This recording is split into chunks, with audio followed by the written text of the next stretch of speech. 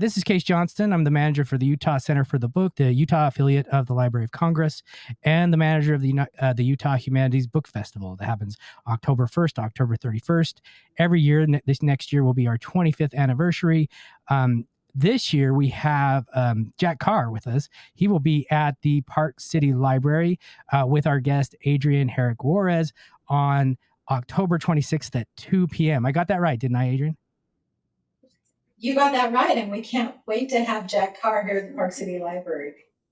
Yeah, we're really, really excited. Thanks for doing that. So with the book festival, we will put those notes where Jack will be in our podcast notes for everybody to see. First off, Jack, thank you so much for your service to our country. You know, that's the first thank you I always want to give.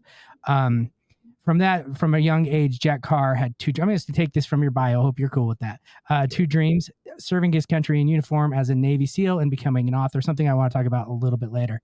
Following 20 years in the SEAL teams, Jack shifted his sights to publishing and fulfilled his literary objective with the release of his debut novel, A Terminal List.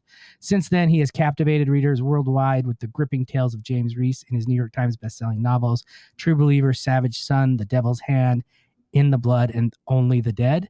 The Terminal List was adapted into a thrilling #1 Amazon Prime Video series starring Chris Pratt, which I watched with my wife, which was fabulous. They did change the timeline and the people a little bit, right? I mean, I don't know how you feel about that, but we can chat about that later. And has been greenlit for a second season based on Jack's second novel, The True Believer.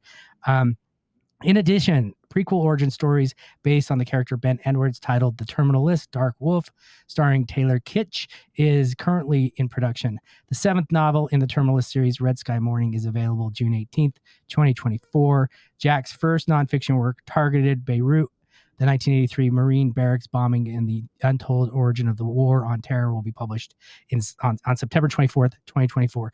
Right before our book festival, which is wonderful, and I can't wait to read it. I'm a nonfiction guy, and I read The Terminal List and watched the series preparing for this, but I'm really, really excited for the nonfiction. It just arrived the other day. So there's the nice. hardcover. I had the galleys before, but the hardcover is here, and the galleys didn't have all the photos in there. So it was interesting doing the nonfiction because, because everything has to be annotated, everything has to be correct. In fiction, if I make a mistake, I can just say, "Oh, it's fiction." But you don't have that luxury with something like this. And then the photos were crazy because even though 1983 doesn't seem like that long ago, but whoever took a lot of the photos for, and I forget which big company it was, had changed hands multiple times over the years. So we're trying to track down who owns the rights to these photos because I want to pay them so that I can use them. But the Marine Corps archives, they just say kind of originally taken by whatever AP or whatever it was. But we couldn't do that for the book. It has to be legal and absolutely right. You can't fudge anything. So that was really interesting. That took a lot of time trying to track down the photos. So some of them just didn't make it because we couldn't figure out who actually owned them, and no one probably would have cared. But you have to follow the right procedures here. You obviously care, and that's the question. Like, I have a question about the moving from fiction to nonfiction. Skipping my first one, but let's look at this. If you looked at it, you went from fiction to nonfiction, right? First off, why the shift? Why the shift to this Beirut, 1983? And secondly, how did you find that transition from fiction to nonfiction? Obviously, you introduced it, that some of the differences in writing fiction and nonfiction. So why the shift? I know that it's important. And what did you find in that transition from fiction to nonfiction? Well, I've always been a student of history, and I weave a lot of history into the pages of my novels. And so I knew at some point I would go into the world of nonfiction. And so I got to that stage where I'd built up enough political capital with Simon & Schuster, I would say. And then I pitched them this idea of exploring different terrorist events that had an impact on U.S. foreign policy, that were impactful to and still have impact today, essentially.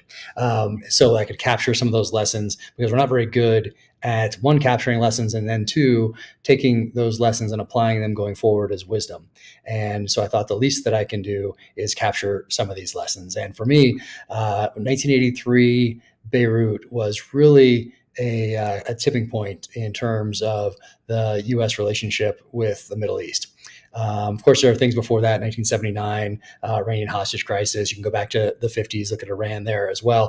But 1983, a lot shifted right there. And the enemy learned a lot. And by enemy, I mean different terrorist organizations, and then Iran in particular via their proxy forces.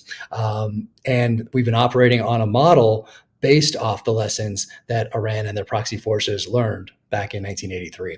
And for me, I remember the Time magazine and the Newsweek magazine on my family's dining room table. I knew I was going into the military. Even at that young age, I was studying everything I could find on the military, nonfiction. And then about that time, I was starting to read the books that my parents were reading. By the next year, I most certainly was, or maybe 2 years after that, I most certainly was. But I was in that transition from young adult fiction to the thrillers that I'd read today by guys like David Morrell and Nelson DeMille and A.J. Quinnell and J.C. Pollock or Mark Olden and Tom Clancy, who had come along about a year later after the Beirut bombing with The Hunt for Red October. So it was it really stood out to me even back then. And then as a student of history, a student of warfare, I kept coming back to Beirut, particularly 1983, as this time that really needed to be examined. So when I started down this path and I was going to talk to Simon & Schuster about it, I wrote down about 3 pages because unfortunately there have been a lot. I think most of them were post-World War II, a lot of them happening 70s, 80s, 90s, different terrorist events. Sure. And I kept coming back. Beirut 1983 is the one to examine. Yeah. So that's the one I'm starting this series with. But the difference is I knew there were going to be a lot of differences. And I also knew that I wanted to enlist the help of someone who actually knew what they were doing in this space. So James M. Scott is someone who's primarily written about World War II, not only, but mostly. And I just loved his work, thought he was a fascinating historian, and wanted to reach out and ask him if he would partner with me on this and do this project together. And I did, and he was excited about it, and we became great friends. And so off we went to the races. But when I pitched Simon & Schuster, I said my original idea was for 1 nonfiction book a year. So my thrillers would come out in the spring, the nonfiction would come out in the fall. And then very soon after we started doing the research, I realized in order to do these events justice, it's going to take a lot longer than a year. So I called Simon & Schuster back and said, okay, this is going to be a 2. I know I said 1 year, and I know what the contract says, but it's going to be a 2-year deal here. And even that is fast when it comes to writing nonfiction. Oh, yeah. But 1 year certainly is too much. You're gonna make mistakes, and it's not going to be as good as it can possibly be with 1 year to do these things because you can't make any of it up. I can sit here and make up stuff for the fiction, but for the nonfiction, it takes a different type of effort. And for the people who are trusting me with their time that they're never going to get back, in order to do these events justice and create the best book possible, it needs 2 years. So the 2-year plan for the nonfiction. Yeah. There's a saying that, for writers, obviously, is like, if the book isn't out there and you feel like it needs to be, it's your book to write. Does it feel like this Beirut one was that nagging book over the years? Like, I have not read the book I want to read about Beirut yet. So I'm going to be, damn it, I'm going to be the one that has to write this. Is that how this one came about? A little bit. So if there had been a book written last year on 1983 Beirut, I probably would have shifted. I would have said, "Oh man, I just missed it," because and especially if it was good. Now, if it was not, then great. But if it was a good book written about that event, then I probably would have shifted focus elsewhere. But there really isn't the seminal work on Beirut 1983 on the. And I decided to start it with the April embassy bombing, and then finish essentially with the October Beirut barracks and headquarters building bombing, and then the aftermath of that. And what I didn't know was how much happened between April and October, because back in the days before social media, especially being so young and even having done a little bit of research on these events as I got older, there was this gap of information between what happened. What were those Marines doing between April and October? The talking points for the administration were that they're peacekeepers and they are not in combat. After talking to these guys and interviewing the guys on the ground, they were 100% in combat between The whole April time. and October. Yeah. And the death toll actually, is evidence of that. But Right. so yeah, started down this path, and it was very evident that 1983 Beirut would be the book. But to answer your question, there wasn't the seminal work on Yeah. it yet, Yeah. so Right. that made it even more clear that this would be the one to start with. Yeah. Sounds like too you mixed a lot of different things for this piece of nonfiction. Obviously, it sounds like you mixed interviews, research, and kind of timely research, as well as like military research as well.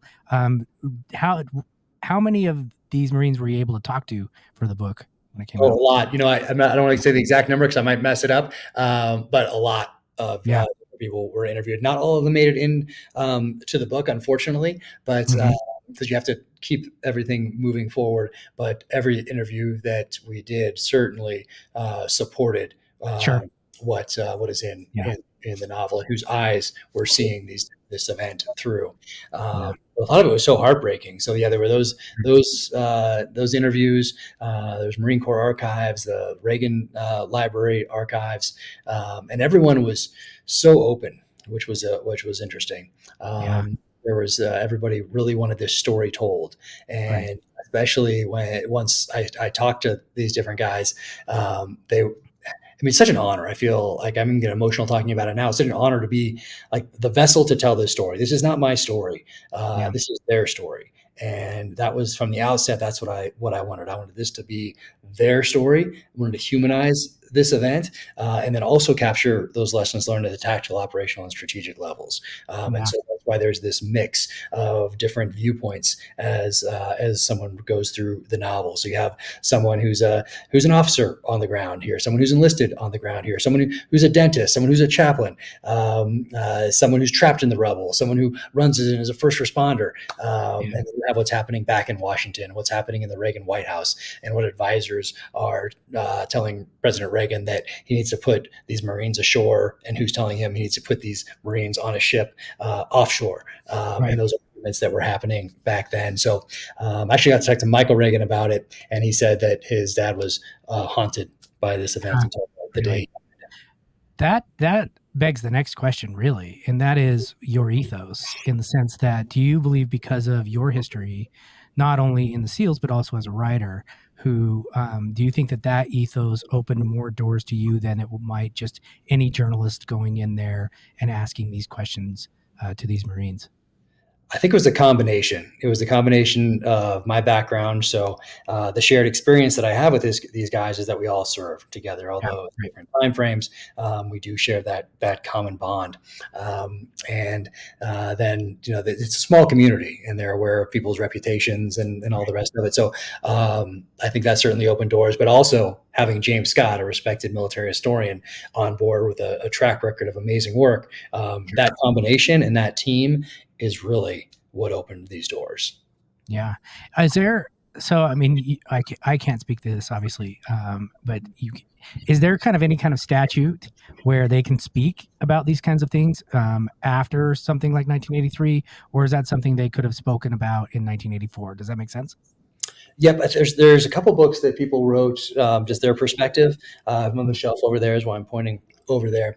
That were written a while back, but there was nothing top secret really about this. There were some documents there are still some documents that are classified that we didn't have access to, but there weren't anything that took away from Sure. the story. Uh-huh. Maybe if they ever are declassified, then I'll write another an afterword or forward or an addendum or something.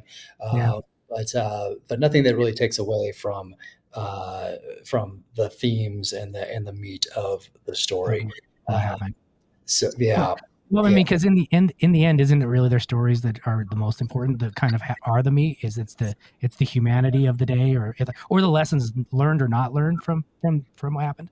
Oh, certainly these guys, their stories and their personal Yeah. experiences. But yeah, it wasn't like a top secret mission that somebody did in the War on Terror. Now they're writing a book about it, and it's a big thing. No, and I don't think it was back in 1983 or 1984 either. There were just fewer channels with which to tell those stories, and maybe there are a lot more barriers to entry to telling a story. You had to find someone who'd be interested in telling that story, who had access to a platform, whether that was Yeah. print media or television or a Right. documentary style film or whatever it might be.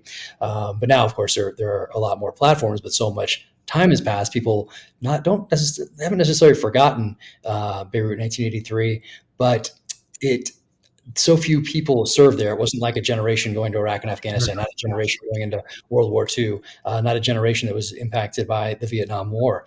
A very small group of Marines that were hit this day and happened to have the largest Marine Corps single day loss of life since Iwo Jima in World War II, with the largest non-nuclear explosion at the time on record. So there wasn't anything really preventing them from telling the story other than access to platform. Right. This is Case Johnston. I always forget, this is the Check Yourselves podcast for the Utah Humanities. Today, our guest is best-selling author Jack Carr, who's joining us today. But not only today, he will be joining us at the Park City Library on October 26th at 2 p.m. in the really big auditorium, which Adrian Herrick Juarez is the executive director of the Park City Library, who had the initial ask to bring Jack in to chat that day. So I wanted to kind of hand it over to see if Adrian had any questions. I still have a few questions at the end that I want to start with, and these are all about being a Gen X person. So you're not getting out of it. So all right, Adrian, do you have any questions? Jack, I read that your mom's a librarian. Is that right? And That's right. You're pointing to all these books. You're surrounded by books. You've had such an incredible life experience, and you're telling such important stories. But not everyone can make that leap from lived experience to an experience between the pages of a book. So can you tell me a little bit about that process and what prompted you to go from point A to point B? Yeah, I think that I wanted to do it from such an early age that I approached it with kind of like a childlike naivete, I guess, in that when someone would say maybe, do you know how hard it is to get published? Or do you know how hard it is to make the New York Times list? Or do you know how hard it is to be #1 New York Times bestselling author? Or do you know how hard it is to be a SEAL? Do you know the odds of that? I was so young when I wanted to do these things that none of that really computed for me. It was just, oh no, that's why I want to do these things. That was part of it as a kid. Part of the reason, especially the military, wanting to do something very difficult, wanting to do something where I test myself. But I wanted to do these things so early in life. Even in 6th grade, I read The Most Dangerous Game by Richard Connell, a short story written in 1924. They still teach it in some schools today. And back then in 6th grade at 11 years old, I told myself that one day I'd write a thriller that paid tribute to that short story. And that was my 3rd novel, Savage Son. So I wanted to serve my country in uniform from a very early age. And I would say by 5th grade, certainly 100% by 6th grade, I knew that after that time in uniform that I wanted to write thrillers, the same kind that I was reading back then. But also, being the son of a librarian, reading was as natural as sitting down to eat or going on a hike. It was just a natural part of our day. It never computed that other families might not read every day or might not have a book that they're reading and know exactly what book they're going to go to next. I've never had a time when I didn't have a book in my hand and where I didn't know exactly what I was going to read next. That's never been an issue because it was natural from such an early age. So to me, also, I'm reading, let's say, 6th grade, and I'm reading, let's say, it's Brotherhood of the Rose or First Blood, or I'm reading whatever it is, or the early Tom Clancy back then, or whatever it might be. And I'm looking at the top and it says New York Times bestselling author, or a New York Times bestseller, or 200 million copies in print, or, whatever it was saying back then. And so in my mind, that was just the natural thing that happened. You would just write a book, you send it to New York, you get published, you get on the New York Times list, and then you make a movie or a TV show about it, and you go on to the next one. Maybe you do an interview or two. Like, that was just what I thought back then. And I never really let any doubt creep in from those early age, either on the military side of the house or on what it would take to become an author. But what I was doing on both of those sides is I was preparing myself from a very early age to do both. And the reading is foundational to both as well, because I was reading nonfiction at the same time. I was reading everything I could find on SEALs or Army Special Forces or special operations in Vietnam. I was reading everything I could possibly find. And back then you could find the end of the internet at the library. If you went to the library in the early 1980s and looked up Navy SEALs, you could find the end of the internet. There was just a couple mentions here and there in books and a couple magazine articles, and then you were at the end of the internet. And then you had to scrape and find some other things. Or you found a thriller where the protagonist spent time in Vietnam, and you thought, oh, wow, look at this. This protagonist here, even though it's taking place contemporary, let's say 1985, 86, well, he has a background in Vietnam. Oh, he's a Marine sniper in Vietnam. Oh, he's a Navy SEAL in Vietnam. That was kind of the protagonist kind of model in the 80s, because that gave them the skill sets to do the things that they were now doing typically in like the espionage world or something along those lines.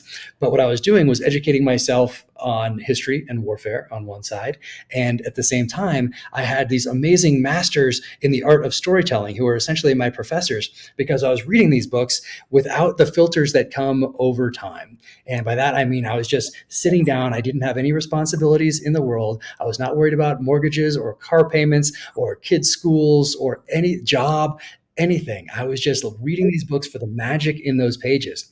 And I think it would be different if I woke up one day at, say, age 40 and thought, oh, you know what? I'd like to write a book. What should I have been reading for the last 30 years? And then I went back and started reading Ian Fleming and Jean Le Carré and Ken Follett and Robert Ludlum, and then moved into the 80s. And I'm reading David Morrell, and I'm reading Nelson DeMille, and I'm reading Tom Clancy. But now I'm reading them through these filters of my own experience. And I'm distracted by, social media. A family. That's important. A car payment and my job and all these things, where back at then, if I'm reading it back in 1985, 86, 87, 88, all that time frame, my job's just to stay out of the way, to be a kid, to be seen, not heard type of a thing. A great way to be seen, not heard is to disappear into the pages of a novel. And so I really got an education from the masters in the art of storytelling in the genre that I wanted to write in one day. So not only did I get that education, but I also understood the history of the genre. So I knew about The Most Dangerous Game, and I knew when that was written, and I knew about Rogue Mail, and I knew when that was written, Geoffrey Household, on the eve of World War II, 1939. And then I see what happens with Ian Fleming and Jean Le Carré as we move into the 60s, and these things become time capsules for me. And just like those books that I read in contemporary 1985, 86, 87, those are now time capsules to go back to those times. And you read those, and you read about somebody trying to find a quarter to make a payphone call type of a thing. Whereas today, obviously, you're just texting somebody. So it's so I don't think I could have prepared myself any better for what I'm doing now or what I did in the SEAL teams. And I feel extremely fortunate that my mom was a librarian, and I grew up surrounded by books and this love of reading, because that's made me who I am and has been foundational to all else. Well, I hope you'll say hello to her from me, because librarian, she did a great job of instilling that love of reading and that love of literature in you, and bringing that to all of us so that we can now experience it through your eyes. And I truly hope when you come to Park City, we get some young readers in the audience who can take inspiration from everything you've done. Oh, thank you. No, I can't wait. Yeah. It's really crazy. Like, I've been teaching writing courses for 15 years, and I ask students all the time, who do you read? You know, I mean, they want to be writers, but I ask them, who do you read? And it's like blank, you know? And I, like you said, the best teachers in the world are those writers. The best way to learn how to be a writer is to read. It's the only way to do it. It really, really is. And you're not, Jack, you can speak to this, but you're not clouded with rules. You can only see the light of what a good story is and what a good storyteller is. And reading is just, it's remarkable. I wish I could read so much more. Your library is like gorgeous. I mean, I'm looking around, I'm trying to zoom in to see what books are. Now you're just showing off, Jack. I mean, because that is absolutely the most gorgeous library. Someday that's the dream. Yeah, what a great question. So we've got 5-6 minutes. And I just want to say thank you again for joining us. I know you're busy. I know your schedule is super, super busy. We're so excited to have you in Park City. I know Adrian and the whole Park City community is. I think Utah's excited to have you as a resident writer these days. I do have to say this though, and Brandon's gonna laugh a little bit, but I know it's coming. But if you haven't made it to Ogden, you need to, because Ogden's the best city in Utah. Sorry, Park City folks, but Ogden It's the best city in Utah. It's got the most flavor. I'm just saying. Okay. Jack, no, seriously, we really, really appreciate it. And for those listening, October 26th, 2 p.m. at the Park City Library. Okay, so my final questions. Before you get to your final question, though, is just that since you said that you teach writing courses, I think today in particular, you can almost study not just writing, but how to do something really until the end of time. There are so many how-to manuals. You can just spend the rest of your life on the internet studying about how to do something rather than just sitting down and doing it. So, and everybody's going to have a different level of comfort when it comes to research. And I don't mean the research like tactical level research for a certain book, but I mean strategic level research on how to do something. And Stephen King's On Writing obviously is a great one and a staple. David Morrell's The Successful Novelist also. But you don't really need to spend 10 years reading how-to books before you sit down to write. You should sit down and do it and give yourself permission to write a bad sentence, write a bad chapter, write a bad book, and then go back and edit it and make it great. So that first step is starting the process and putting down the how-to books and how-to forums or whatever else may be out there and sitting down and doing the job, writing, putting in. I think for budding writers, that's the best advice that you could give them is sit down and make your mistakes, right? Sit down and write books. I mean, this is no slight, but how many books on the internet do you see there how to write a novel? You look up the writer and they've never written a novel. That's the question. And I don't mean that negatively, but I think I'm just like expanding on what you're saying is read a lot, right? And then sit down and do the work and you'll figure it out. No, that's the best advice that anybody, we've had Brandon, before we did this for Utah Humanities, we had a podcast for about 7 years, a literary podcast for 7 years for budding writers. And we've said a lot of these things, but to have that come from you, from, someone who's at the top, of this writing world, which is pretty damned amazing, to have it come from you for budding writers, really, really, it really hits home. It really hits home. So I really appreciate you saying that. Exactly. I really, really do. So my final questions, and this is just because you're Gen X, and yeah. Go Gen X. Go Gen X. We're all Gen X, right? We're all Gen X. So this one's easy. If you fail this one, I think we might not publish this podcast. Sorry. All right. Now the pressure's on. I know you're famous. Classic Coca-Cola or New Coke? Oh my goodness. Yeah. Okay. Yeah. That was the only one. I mean, I remember when it happened. I remember I saved for years an old Coca-Cola can unopened, and I had it in my closet as a kid when New Coke hit. And then, of course, that was back with Classic and all that stuff. But I remember it was in there for so many years that eventually somehow it started leaking. Like the aluminum can, somewhere it started to leak and get sticky, even though it just sat there. Well, it's, I had that for, over a decade.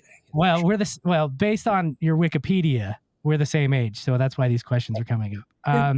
All right. From AC/DC, Bon Scott or Brian Johnson? Oh, Bon Scott, I think. Yeah, I'm with you too. I was listening to Live Wire on the way in. What a great song. All right. Oh, we found out today some news about Dave Grohl. These are tough. These are tough. I know, but besides the Coca-Cola or New Coke, you can't lose on the other ones. It's Brian Johnson's amazing. Foo Fighters or Nirvana? Oh, geez, I don't even. I just missed that one. You know what I mean? Like I was still in the 80s. So everything 90s is kind of, You kind of missed it. If 90s is your thing, then you kind of missed the heyday. Yeah, I feel like Gen X, we were lucky to have all three, 70s, 80s, 90s. We were really, really. So we got AC/DC, we got Michael Jackson and hair bands. We got Def Leppard, right? And then we got the Nirvana and stuff. And last one, what is your favorite whiskey if you have one? That is a good question. I am in search of my favorite whiskey. I do like the Rendezvous Rye from High West. I have my own whiskey with Hooten Young. So Norm Hooten was played by Eric Bana in Black Hawk Down. He was a Delta operator. Cool. and he does whiskey now. So we teamed up on a whiskey that's very powerful. Oh my goodness, it's so good, but you don't want to drink too much of it in one sitting. We will get it. We have a podcast called Bourbon, Beer, and Books. We will Oh, get really? it. Yeah. So. It's called Hoot and Young, and it's Jack Carr edition, but just sip it. And, I love the campfire from. It's good. The campfire is my favorite. That's from High West. That's really, really good. All right. Well, thank you so much, Jack, for joining us. Thank you, Adrian, for having us. Thank you for setting up a great, a great program and event in Park City. And Adrian and I will both be chatting with you that night. So, Jack, it'll be nice to see you in about a month. Yep. Can't wait. Thank you guys so much. Yeah. Thanks. See ya.